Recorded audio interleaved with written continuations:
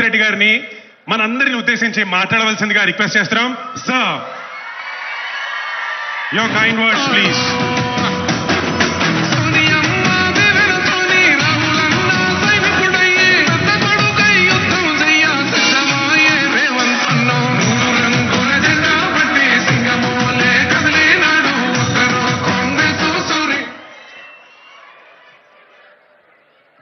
అంతర్జాతీయ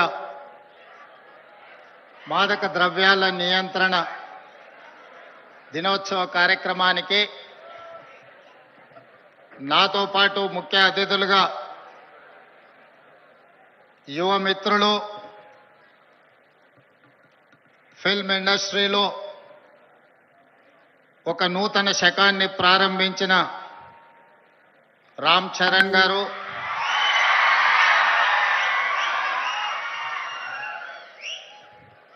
అదేవిధంగా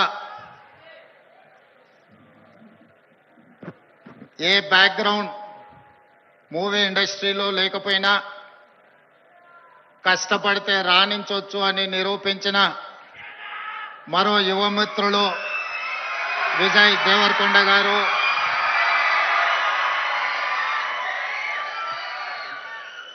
సహచర మంత్రివర్గ సభ్యులు అడ్లూరి లక్ష్మణ్ గారు, చేవెళ్ల పార్లమెంట్ సభ్యులు కొండ విశ్వేశ్వరరెడ్డి గారు,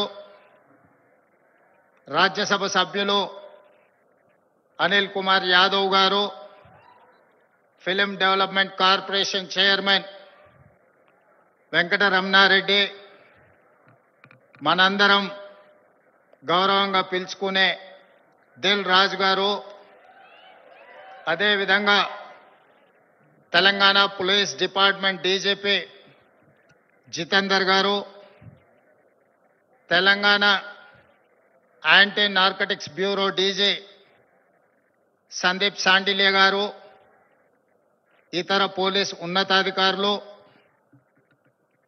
డ్రగ్స్ మహమ్మారిని నియంత్రించాలి అని, స్పోర్ట్స్ని ఆదర్శంగా తీసుకోవాలని మీ అందరినీ ప్రభావితం చేయాలని విచ్చేసిన పుల్లెల గోపీచంద్ గారు, అదేవిధంగా ఈ కార్యక్రమంలో పాల్గొన్న కవులు, కళాకారులు,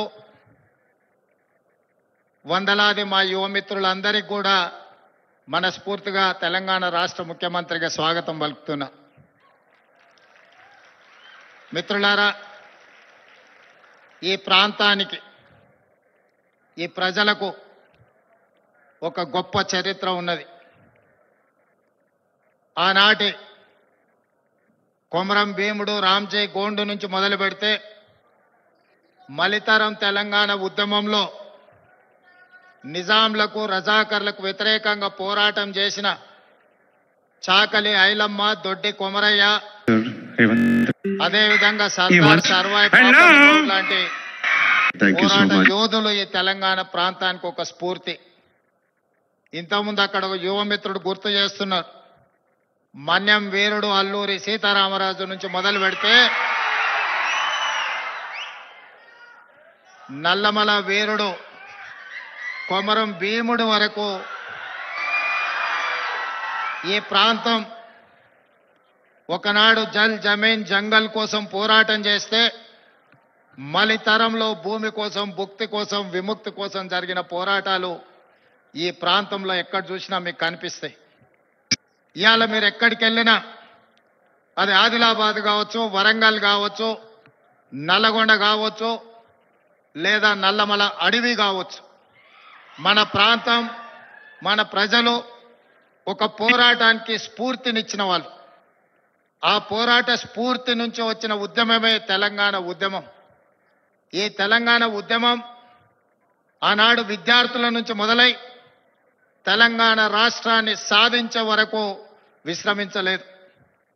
ఆనాటి యూనివర్సిటీలు, కళాశాలలు ఉద్యమ వేదికలై ఉస్మానియా యూనివర్సిటీ, కాకతీయ యూనివర్సిటీల నుంచి మొదలు పెడితే తెలంగాణ నలుమూలల 4 కోట్ల మంది తెలంగాణ ఉద్యమంలో ముందు బాగానే నిలబడి దేశానికే కాదు ప్రపంచానికి ఒక స్ఫూర్తినిచ్చి మేము అనుకున్న ఆకాంక్ష నెరవేర్చుకునే వరకు మేము విశ్రమించము, మా రాష్ట్రాన్ని మేము సాధించుకుంటాము అని చెప్పి ఒక ఉద్యమ స్ఫూర్తిని నింపి ఇవాళ తెలంగాణ రాష్ట్రాన్ని సాధించుకొని 11 సంవత్సరాలు పూర్తి చేసుకుంటున్న సందర్భంలో ఉద్యమ స్ఫూర్తితో ముందుకు వెళ్లాల్సిన తెలంగాణ రాష్ట్రం ఈరోజు డ్రగ్స్ మహమ్మారికి బలి అవుతున్నది అనంటే ఇది ఎంతో బాధపడవలసిన సందర్భము.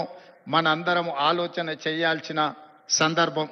మిత్రులారా, ఒకనాడు తెలంగాణ గడ్డ ఉద్యమాలకు వేదిక అయితే ఈనాడు ఇదే తెలంగాణ ప్రాంతం గంజాయికో డ్రగ్స్కో వేదికగా మారితే ఇది మనకు అవమానమా, ఇది మనకు ఆత్మగౌరవమా? ఒకసారి ఆలోచన చేయండి. అందుకే డిసెంబర్ 7, 2023 నాడు తెలంగాణ రాష్ట్ర 2వ ముఖ్యమంత్రిగా ప్రమాణ స్వీకారం చేసిన మరుక్షణం స్పష్టంగా చెప్పిన తెలంగాణ గడ్డ మీద గంజాయి కాదు కదా, గడ్డి పరకైనా మాదక ద్రవ్యాల వైపు ఆలోచన చేస్తే వాళ్ళ వెన్ను విరుస్తాము అని చెప్పి తెలంగాణ రాష్ట్ర ప్రభుత్వం స్పష్టంగా చెప్పింది.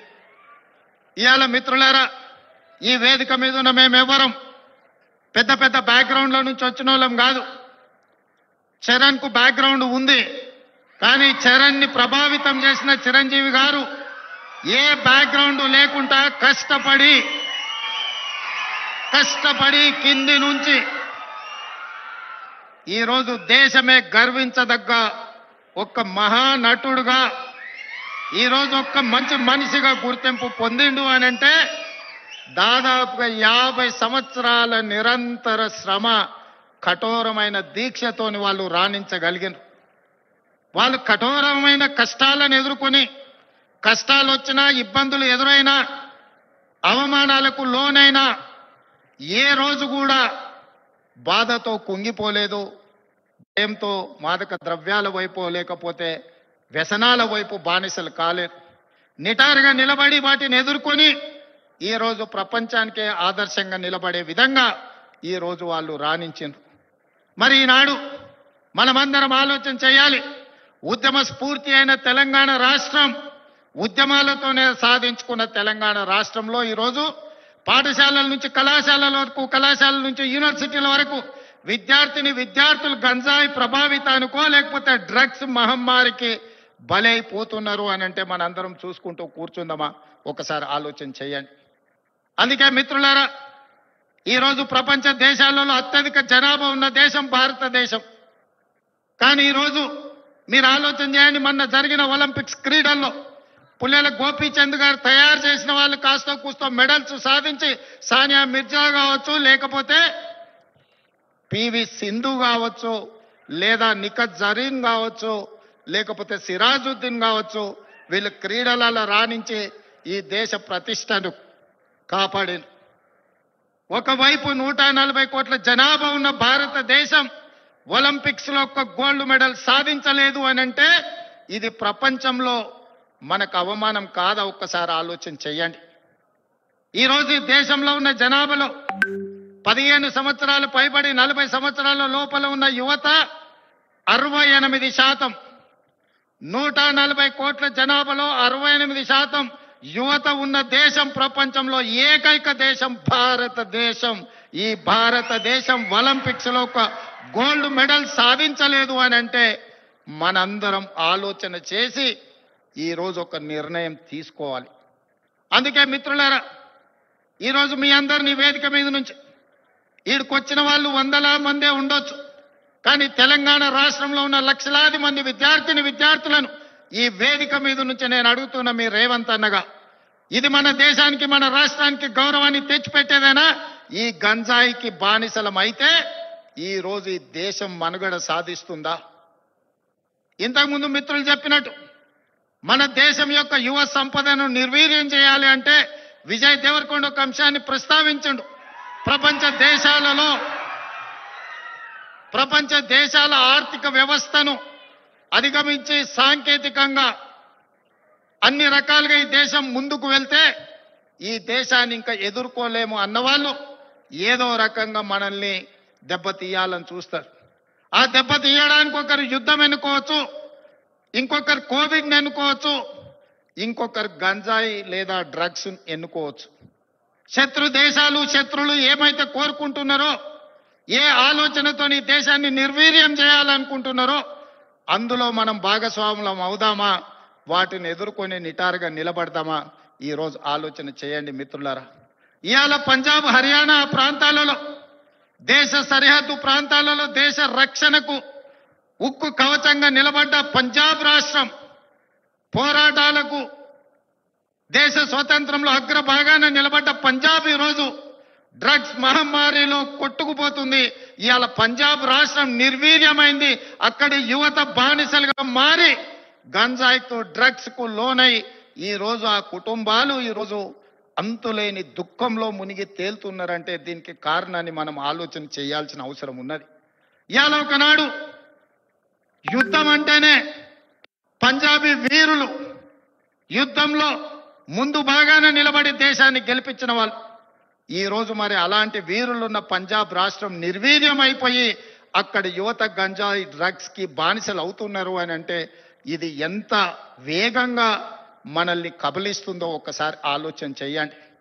అందుకే డిసెంబర్ 7, 2023 నాడు బాధ్యత చేపట్టిన తర్వాత ఉన్నతాధికారులను, మా మంత్రివర్గ సహచరులను సమీక్షకు పిలిచి స్పష్టమైన ఆదేశాలు ఇచ్చిన.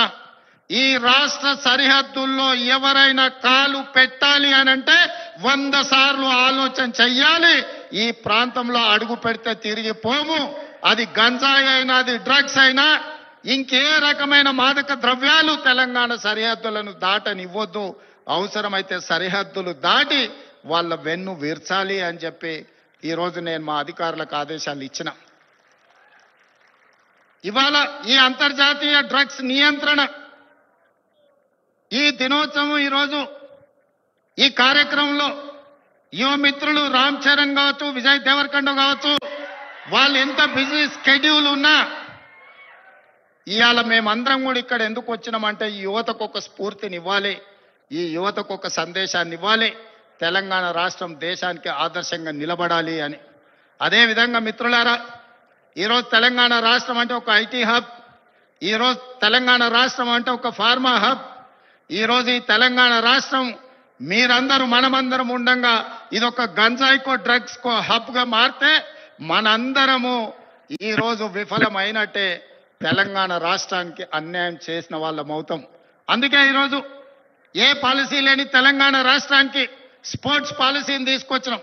యువతను సరైన మార్గంలో పెట్టాలి, వాళ్ళకు అవకాశాలు కల్పించాలి, వాళ్ళని అభివృద్ధి పదం వైపు నడిపించాలి. అందుకే నూతన విధానం ద్వారా యంగ్ ఇండియా స్కిల్స్ యూనివర్సిటీని తీసుకొచ్చినాం. ఈ రోజు ప్రతి సంవత్సరం 1,10,000 మంది ఇంజనీరింగ్ విద్యార్థులు గ్రాడ్యుయేట్స్ అవుతుంటే 1,10,000 మందికి ఇంజనీరింగ్ పట్టాలు ఇస్తున్నాం. కానీ వాళ్ళకు సరైన సాంకేతిక పరిజ్ఞానాన్ని, సరైన అనుభవాన్ని మనం అందించలేకపోతున్నాం. అందుకే ఒక పక్కన డిమాండ్ ఉంది, ఇంకొక పక్కన సప్లై ఉంది. కానీ డిమాండ్ సప్లై మధ్యలో there is an gap between demand and supply. అందుకే ఈరోజు ఆ డిమాండ్ అండ్ సప్లైని బ్యాలెన్స్ చేయడానికి యంగ్ ఇండియా స్కిల్స్ యూనివర్సిటీని ఈ రాష్ట్రంలో ఉన్న యువకులకు సాంకేతిక నైపుణ్యాన్ని నేర్పించి ప్రపంచ దేశాలను శాసించే విధంగా మన యువతకు శిక్షణ ఇవ్వాలి అని ఈరోజు యంగ్ ఇండియా స్కిల్స్ యూనివర్సిటీని ప్రారంభించుకున్నాం. అదేవిధంగా ఒలింపిక్స్ చూసిన తర్వాత నేను కొన్ని దేశాలు వెళ్ళొచ్చిన. సౌత్ కొరియా 4 అంటే ఒక హైదరాబాద్ జనాభా ఎంత ఉంటుందో అంత జనాభా ఉన్న ప్రాంతంలో ఈరోజు ఒలింపిక్స్ లో 32 మెడల్స్ వచ్చినాయి. 32 గోల్డ్ మెడల్స్ లో ఒకే ఒక సౌత్ కొరియన్ స్పోర్ట్స్ యూనివర్సిటీ అని ఒక 30 ఎకరాలలో ఉన్న యూనివర్సిటీలో 16 గోల్డ్ మెడల్స్ వచ్చినాయి. 16 గోల్డ్ మెడల్స్ లో ఒక అమ్మాయికి 3 గోల్డ్ మెడల్స్ ఒలింపిక్స్ లో సాధించింది. సౌత్ కొరియాలో ఒక అమ్మాయి 3 గోల్డ్ మెడల్స్ సాధిస్తే 140 కోట్ల జనాభా ఉన్న భారతదేశం ఒక గోల్డ్ మెడల్ సాధించలేదంటే ఆ దేశంలో ఉన్న ఒక అమ్మాయితో 140 కోట్ల మంది మనం పోటీ పడలేకపోతున్నాము అని అంటే ఇది ఆలోచన చెయ్యాలి. అందుకే ఈరోజు వీటన్నిటిని చూసినాం. ఆస్ట్రేలియన్ యూనివర్సిటీ, సౌత్ కొరియన్ యూనివర్సిటీలతోని ఒప్పందాలు చేసి అక్కడి నుంచి కోచ్లను, అక్కడి నుంచి నిపుణులను రప్పించి తెలంగాణను ఒక స్పోర్ట్స్ హబ్ గా తీర్చిదిద్దాలి అని యంగ్ ఇండియా స్పోర్ట్స్ యూనివర్సిటీని ఈ మధ్యనే మనం పాలసీని అడాప్ట్ చేసుకున్నాం. రాబోయే రోజుల్లో తెలంగాణ రాష్ట్రం అంటే ప్రపంచ దేశాలు క్రీడల శిక్షణ ఇవ్వడానికి హైదరాబాదు నగరానికి వెళ్ళాలి అనే విధంగా దీని అభివృద్ధి పదం వైపు నడిపించాలని ఈరోజు స్పోర్ట్స్ పాలసీని తీసుకొచ్చినాం. అందుకే ఈరోజు మీరందరూ ఆలోచన చేయండి, మీరందరూ భాగస్వాములు కాండి. ఈ రాష్ట్రాన్ని బలంగా నిర్మించినప్పుడే ఈ దేశం బలపడుతుంది. ఈ దేశం బలపడ్డప్పుడే ప్రపంచ దేశాలతో పోటీ పడగలుగుతాం. ఈ రోజు మనం అందుకే తెలంగాణ రైజింగ్ 2047 అని ఒక విజన్ డాక్యుమెంట్ను, ఒక విజన్ ని మనం ఈరోజు తెచ్చుకోవాలని అనుకుంటున్నాం. ఈ విజన్ లో భాగంగా క్రీడలలో రాణించడమే కాదు, ఆర్థికంగా బలపడాలి. 10 సంవత్సరాలలో $1 ట్రిలియన్ ఎకానమీకి రీచ్ అవ్వాలి. 22 సంవత్సరాలలో $3 ట్రిలియన్ ఎకానమీకి తెలంగాణ రాష్ట్రాన్ని ముందుకు తీసుకువెళ్ళాలి అని చెప్పి ఈ రోజు తెలంగాణ రైజింగ్ 2047 విజన్ డాక్యుమెంట్ని మనం ప్రణాళిక చేసుకుంటున్నాం. అందుకే రాష్ట్ర ప్రభుత్వం అన్ని రకాలుగా తెలంగాణ రాష్ట్రంలో ఉండే యువతకు శిక్షణ ఇవ్వాలి, అవకాశాలు కల్పించాలి. భవిష్యత్తులో మీరు గొప్ప వాళ్ళు కావాలి అని నేను ఈ వేదిక మీద నుంచి కోరుకుంటున్నా. మీకందరికీ తెలియాల్సింది, చరణ్ స్కూల్కి వెళ్ళేటప్పుడు నాకు తెలుసు, ఆ రోజు నేను అనుకున్న చరణ్ రాణించాలి అని. ఈరోజు నేను గర్వంగా ఫీల్ అవుతున్నా. నా కళ్ళ ముందల్లే స్కూల్ నుంచి కాలేజ్ నుంచి రియల్ లైఫ్ నుంచి రియల్ స్టార్ లాగా ఫిల్మ్ ఇండస్ట్రీలో రాణించి ఈరోజు RRR ద్వారా ఆస్కార్ అవార్డుని సాధించి దేశానికి ఒక గౌరవాన్ని తెచ్చిపెట్టాడు. అది అంత ఆషామాసిగా వారు సాధించిన విజయం కాదు. చిరంజీవి గారి పేరుంటే మనందరం మన ఇళ్లలో జరిగే ఫంక్షన్లకు ఆహ్వానిస్తాం, కానీ ఆస్కార్ అవార్డు మనం ఇయ్యలేం. కష్టపడ్డాడు కాబట్టి, రాణించుండు కాబట్టి ఈరోజు ప్రపంచమే ఆస్కార్ అవార్డు ఇచ్చే ఒక యువమిత్రుణ్ణి గౌరవించింది. మరి దానికి కారణం కఠోరమైన దీక్ష, పట్టుదలతో ఆ రంగంలో రాణించడం. అందుకే మీ అందరికీ ఈరోజు సినిమాలలో వాళ్ళు పోషించే పాత్రలు కాదు, రియల్ వాళ్ళ లైఫ్ని ఆదర్శంగా తీసుకోండి. వాళ్ళు ఎంత కష్టపడితే ఇక్కడికి చేరుకొని ఉండొచ్చు. విజయ్, నేను అప్పుడప్పుడు చెప్తా ఉంటా మీకు అందరికీ, నల్లమల అడవులో నుంచి నేను ఇంత దూరం వచ్చా. ఒక ZPTC, MLC, MLA, MP, Congress president, ముఖ్యమంత్రి 16 సంవత్సరాలల్లా ఒక్కొక్క అడుగేసుకుంటూ 2016లో నేను మొదలుపెట్టిన ప్రయాణం 2023 తెలంగాణ రాష్ట్రానికి ముఖ్యమంత్రిగా ఈరోజు బాధ్యత చేపట్టిన. అదే నల్లమల అడవి నుంచి వచ్చిన వాడు విజయ్ దేవరకొండ. మా పక్క ఊరు పాలమూరు నుంచి ఈరోజు మీ అందరి అభిమానాన్ని సాధించిందంటే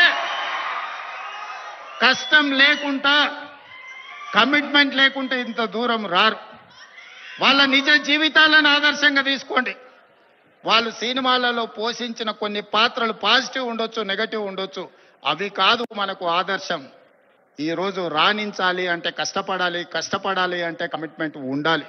అందుకే ఈరోజు స్కూళ్ళలో, కాలేజీలో ఎక్కడైనా ఈ మాదక ద్రవ్యాలకు సంబంధించిన సమాచారం ఉంటే పోలీసులకు మీరే చేరవేయండి. ఇంతకుముందే టోల్ ఫ్రీ నెంబర్ని మీకు అందరికీ డిస్ప్లే చేసిండ్రు. నో డ్రగ్స్ అనే దానికి మీరే వారధులుగా కాండి. ఇన్ఫర్మేషన్ వ్యవస్థనే పోలీస్ వ్యవస్థను బలోపేతం చేస్తుంది.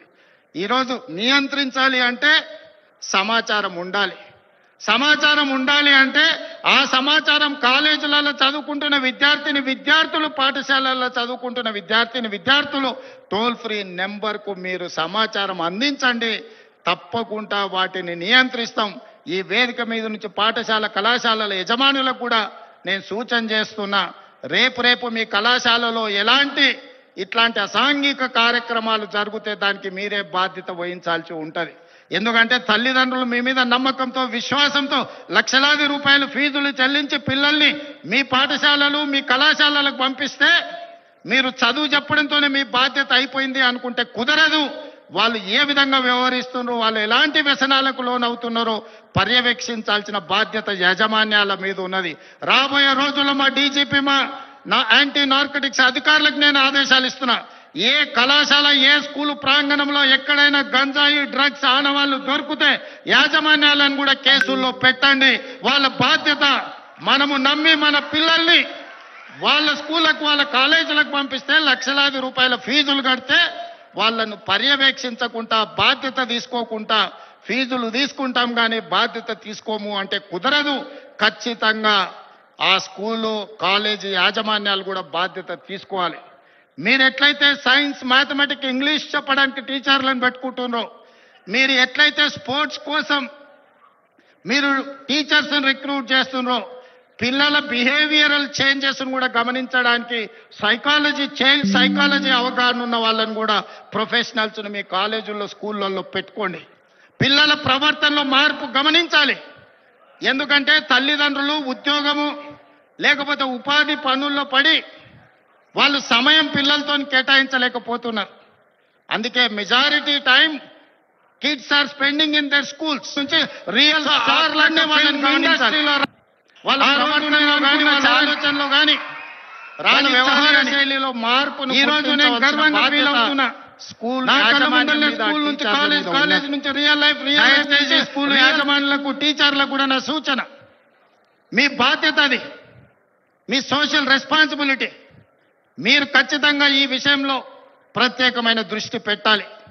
రాబోయే రోజుల్లో గవర్నమెంట్ నుంచి కూడా నేను కలెక్టర్స్ అండ్ చీఫ్ సెక్రటరీ ఇతర అధికారులకు నేను ఆదేశాలు ఇస్తున్నా. ఈ పాఠశాల కళాశాలల యాజమాన్యులతోటి మీరు ఒక ప్రత్యేకమైన సమావేశం పెట్టండి, ఒక ఓరియంటేషన్ ఇవ్వండి, వాళ్ళకు ఒక అవగాహన కల్పించండి. యాజమాన్యులకు కూడా వాళ్ళ బాధ్యతలను గుర్తు చేయండి.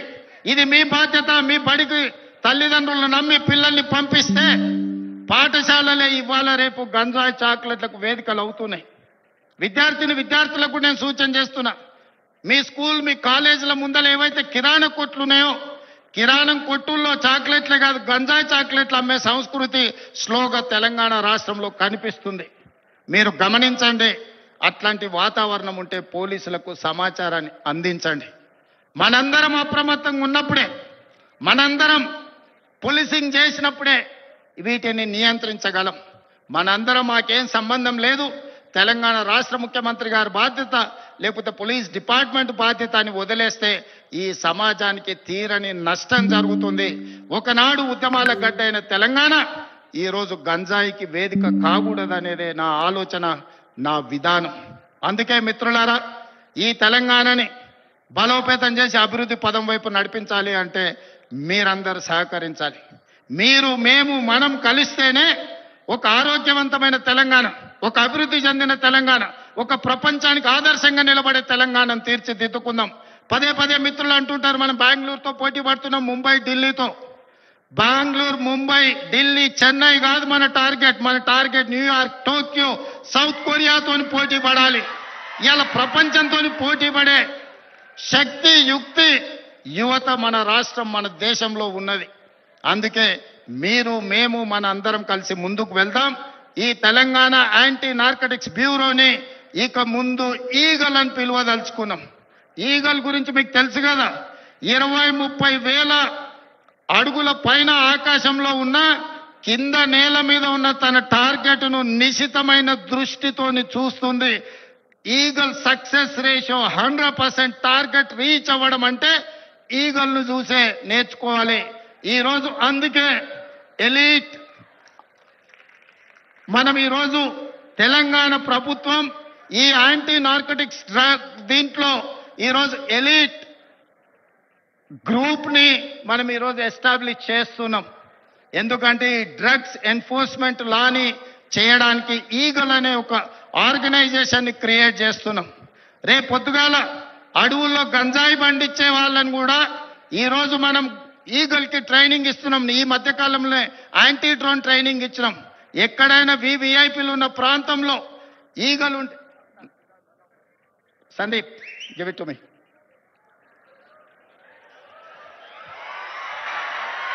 Problem.